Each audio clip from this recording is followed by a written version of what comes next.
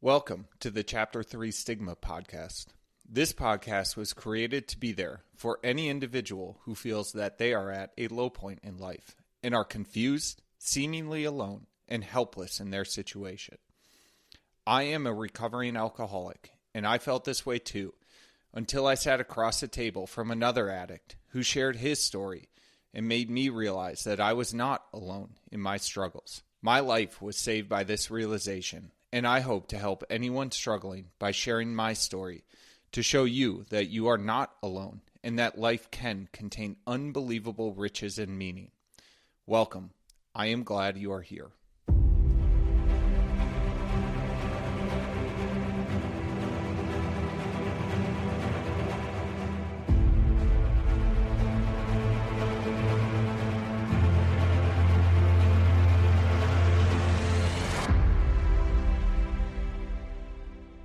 Hey folks, welcome to another episode of the Chapter 3 Stigma podcast. In today's podcast episode, I'm going to do a bit of a deeper dive into the topic of long-term recovery. Now, Jeremy and I hit on each of our own journeys a little bit in the previous podcast episode, and in another episode prior to that, I had done a similar deep dive that I want to do today into early stage recovery. And just the conversation with Jeremy and actually with others in the last couple of weeks has made me realize that there is, as you establish yourself and really build your sustained recovery plan and program out, there are definitely things to consider. There are questions that come up really that center around like, well, once I've figured it out, why do I need to keep doing the things that help me in maybe early stage recovery? And I'll be honest, I'm just starting to encounter and address some of those very questions. So I wanted to explore that topic further from the standpoint of really feeling like, for me, it has been well over a year that I have sort of found myself placed in what I would call long-term recovery. And I'll detail sort of what I see my journey as we get through here. But I think one thing that is really important is the framework of what constitutes like early and then that like transitional stage of recovery and then more sustained long-term recovery. I think it's up really to the individual. I would say broadly speaking, and this is a topic that has been brought up before, people will constitute an individual being in early stage recovery if they feel like they are really having like what's called pink cloud moments or a pink cloud experience.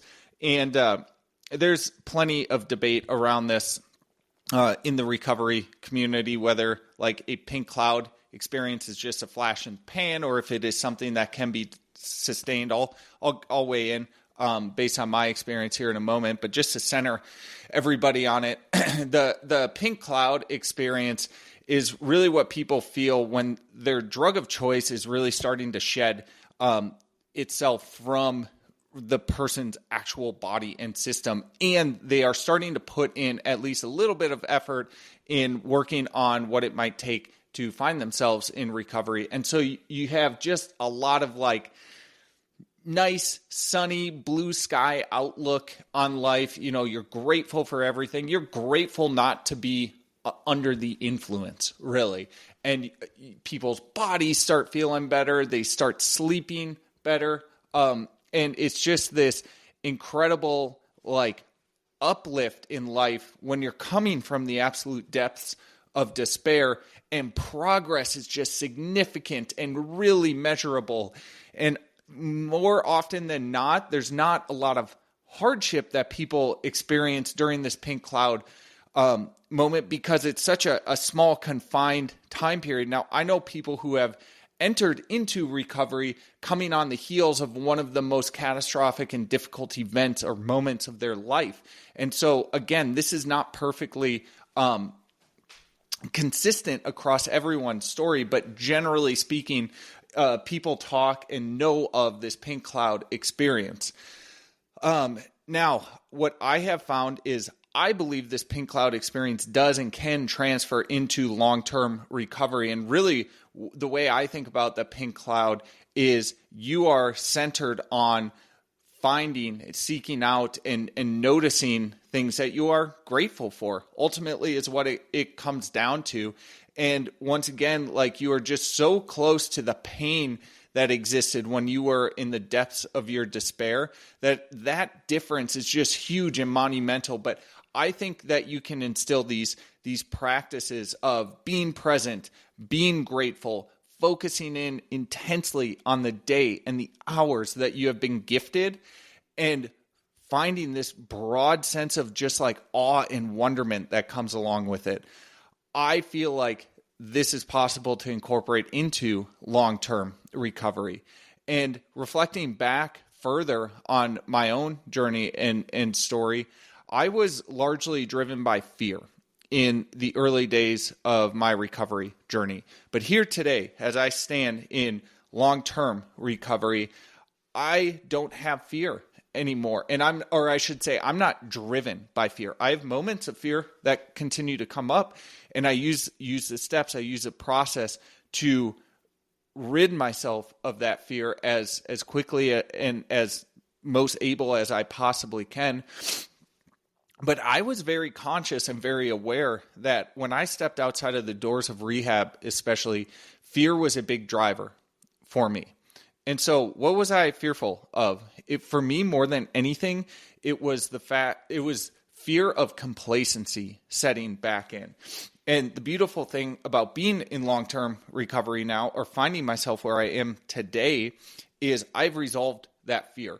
Right now, here today, I'm not fearful of becoming complacent. And the risk with complacency with an addict is we have this incredible capability of forgetting how painful and how difficult and how destructive life was when we used our chemical of choice, when we used our substance of choice.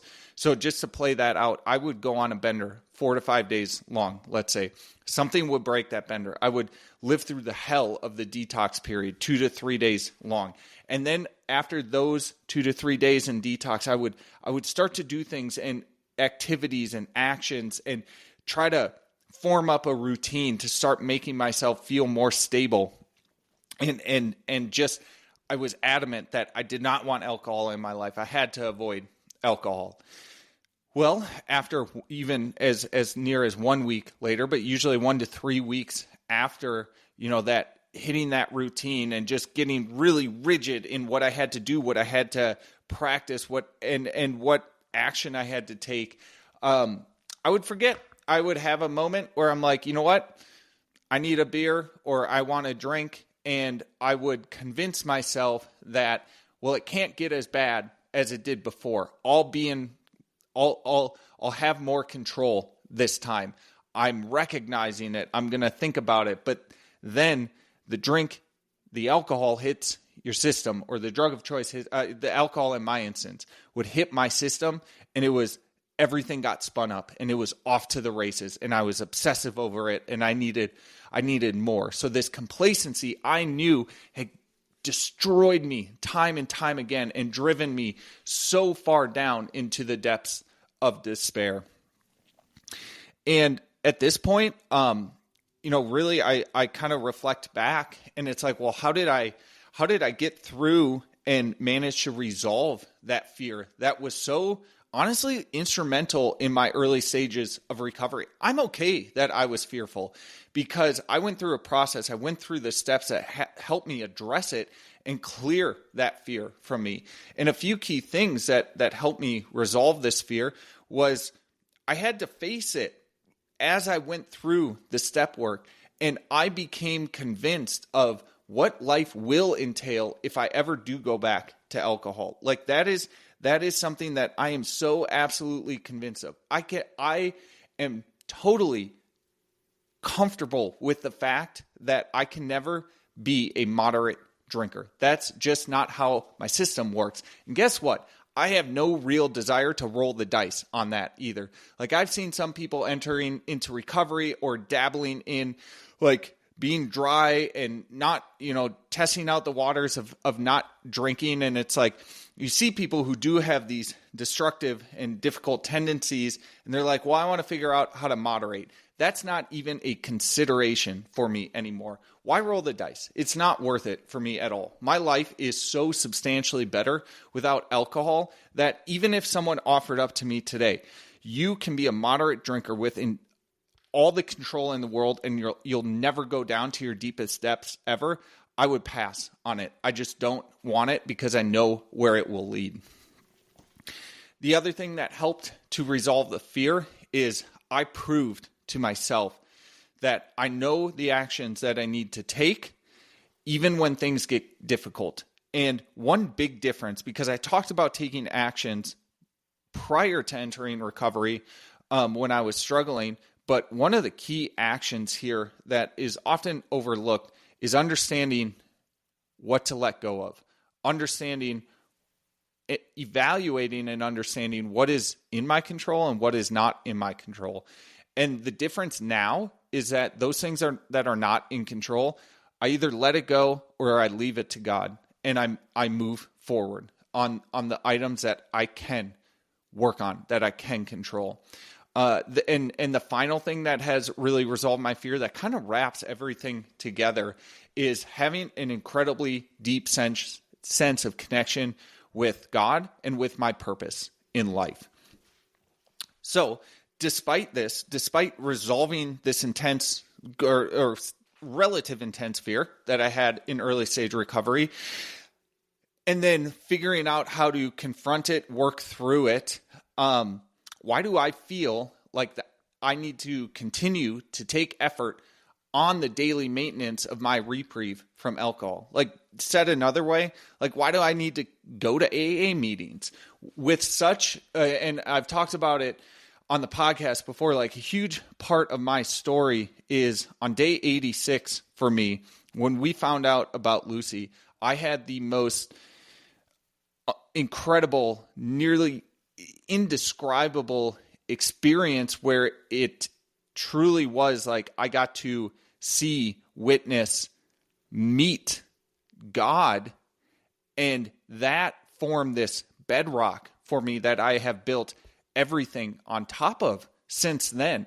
So you hear about these incredibly transformative and profound experiences that happen to people on like the spiritual front, and it changes everything for them.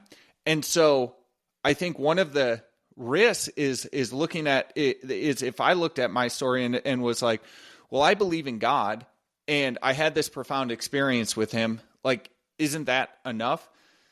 But the thing is, these habits that you start to establish as a part of being in active recovery, and that's why I like to use the phrase active recovery, is there's action associated.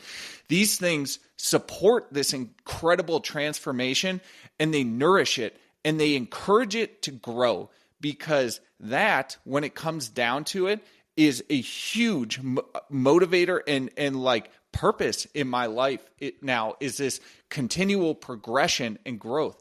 I don't want to stay stagnant.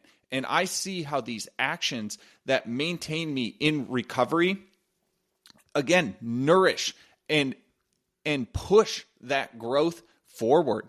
And what I've come to realize is we are all here on this earth in our time here to bring impact to others and to maximize our potential. God has a plan for us, and we have no idea what that plan is, right? So you may as well be as ready as possible to absolutely maximize and fulfill that potential as you can possibly be. I view long-term recovery as a mechanism to do all of this.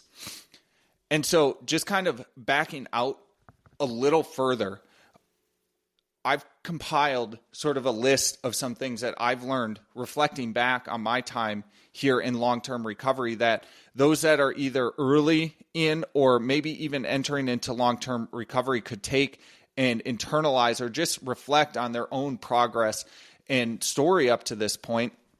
And the first, again, this is probably one of those like intermediary moments between early and long-term recovery. I want to touch on fears again, because although my fear was complacency, the most common fears that I see And I had a little bit of this, but I will be honest, I largely resolved this in my time in rehab. I just kind of squashed these fears, and I feel lucky that I did. But I witness a lot of people who really get hung up and struggle with this. So two of the most common fears: the fear of social judgment for not drinking, for trying to figure out how you explain to others why you're not partaking at a wedding, a party, something like that. And the second one is handling stressful, awkward, uncomfortable situations and aspects in life. So in the past, it's like you had a rough day at work, I'll just drink. In the past, it's like, God, I got to go out with my dorky coworkers for a, surface level conversation, meet and greet type outing after a full day of work. Drinks certainly can make that easier. And so these situations are the situations that people are generally most fearful of facing when they are entering into recovery and entering into long-term recovery. However, the reason I slotted this into the long-term recovery topic is if you take a very focused and deliberate path towards facing and addressing and resolving these fears, it's actually like what I discovered. It's this intense growth multiplier that gives you, as the person in recovery, this huge advantage if you can work for them. Because guess what? There are always going to be stressful, awkward, uncomfortable moments in life, and you can't always revert to alcohol. So or your drug of choice. So by working through these and then just dealing with social judgment, or judgment from others for not drinking. I've covered this before, but I think one of the most beautiful steps or beautiful experiences that I had in doing the step work is when I got to step 5, which is the step where you state out loud to another human being basically all the resentments, all the wrongs that you have done in life. And for me, it was the most cleansing experience, 1, to get those items off my chest, but 2, to look in the eyes of another human being, admit these things that I had held and shielded from the world because I was fearful, and all of a sudden realize that I did not have to fear judgment from others. And again, this aspect of entering into long-term recovery and facing that fear of social judgment is a huge force multiplier if you can figure out how to work through it. The other thing about entering long-term recovery that people really need to take into deep consideration, because I have never seen anyone approach it perfectly up to this point. How are you going to use your time and energy? Alyssa and I have mentioned it numerous times when she's been on the podcast, but one of the greatest returns, unexpected returns that we have gotten from me entering into recovery is all of the time that we get back and all of the energy that we don't have to devote anymore to try to hold and piece together our relationship, and can instead look at how to grow it and progress it more than anything else.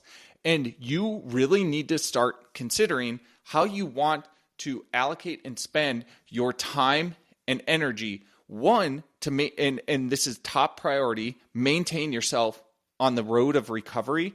But secondly, to inspire and build on that growth and that impact that you can have on other people as you progress in your journey.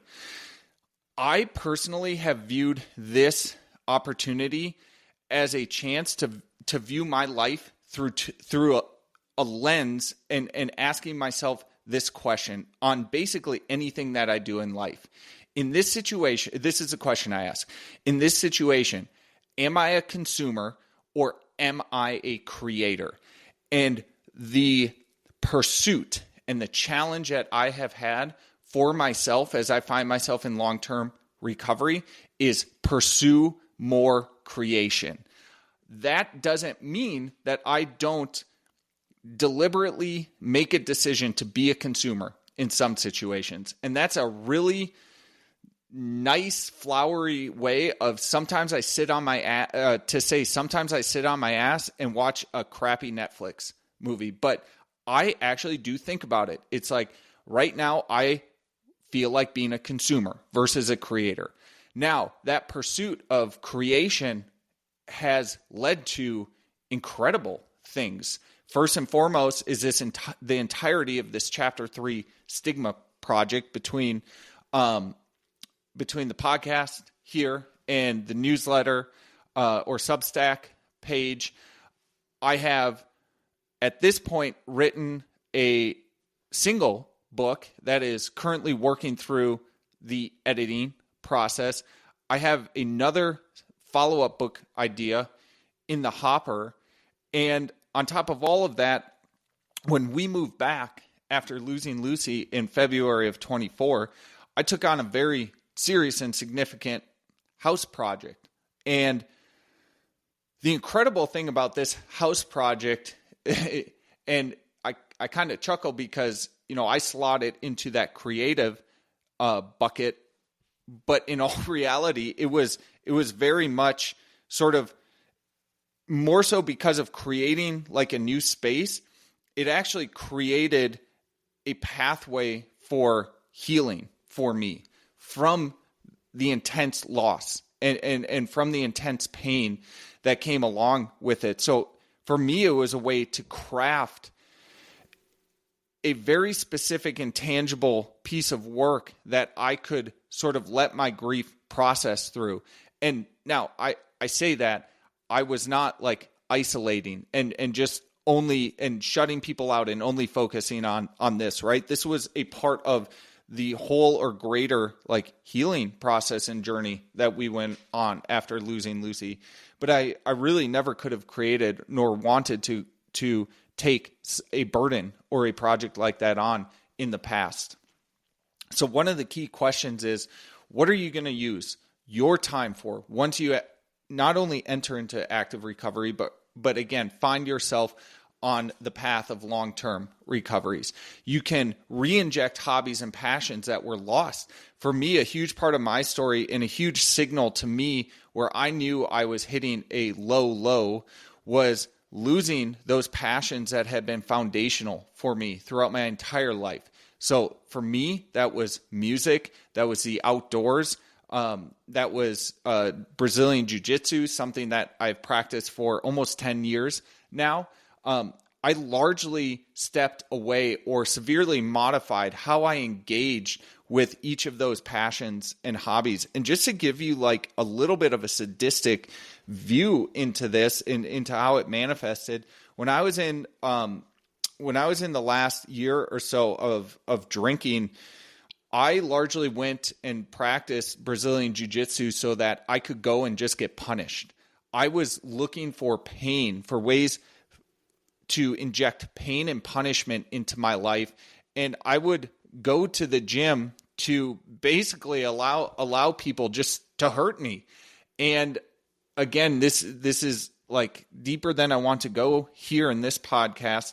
But what that has transformed to now is, again, now when I go to the Brazilian Jiu-Jitsu gym, I'm looking at having that like creative energy and aspect come into play here. And it's totally changed how I'm progressing in the art and in the practice. And it's just a really concrete example for me of how I can take this passion and re-inject it. And now the last thing I'll say about that, I've been very slow and deliberate about how to bring things into my life.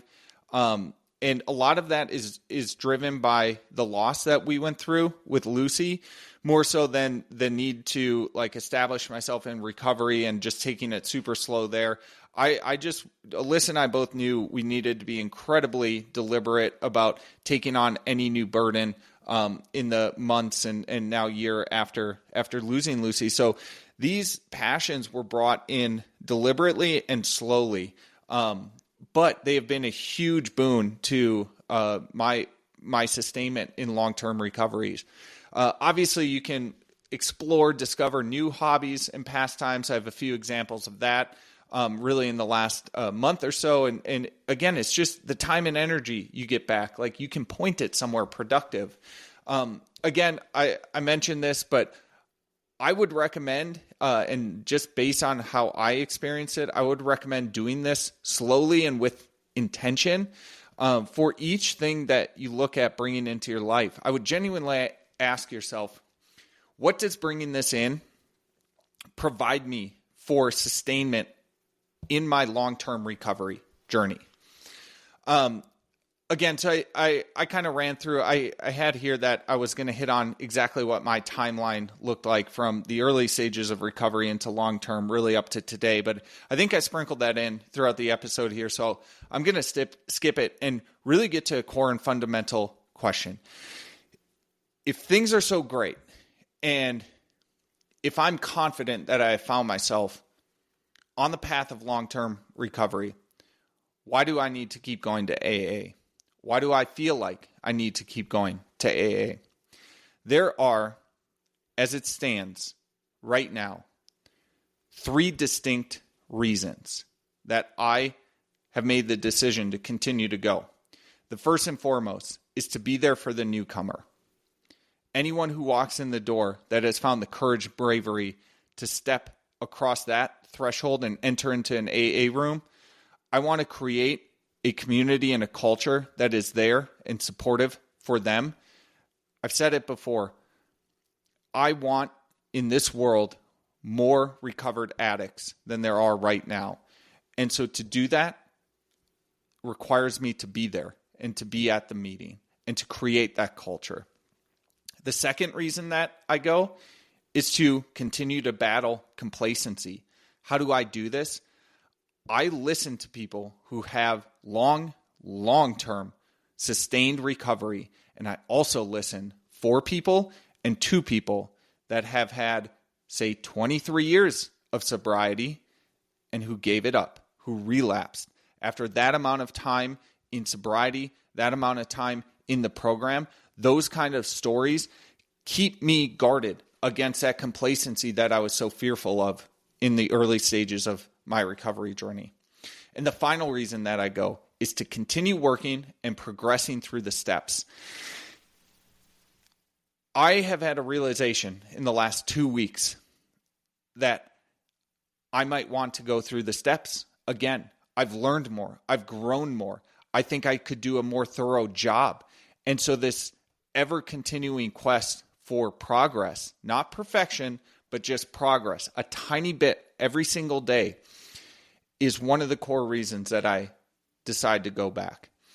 So that's all I've got for today. If you enjoyed this podcast, share it with others who might find it impactful, and give us a rating through your streaming platform of choice. Ratings and comments help spread the work to others who are desperately searching for a solution. This simple action could have profound impacts on the lives of others.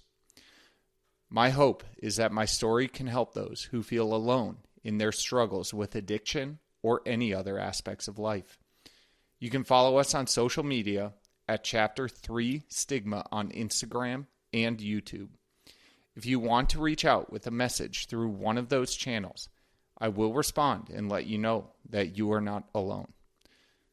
All the best, you are loved, and know that this life is full of abundant joy and wonder, and is worth every struggle and bit of suffering you must endure. Until next time.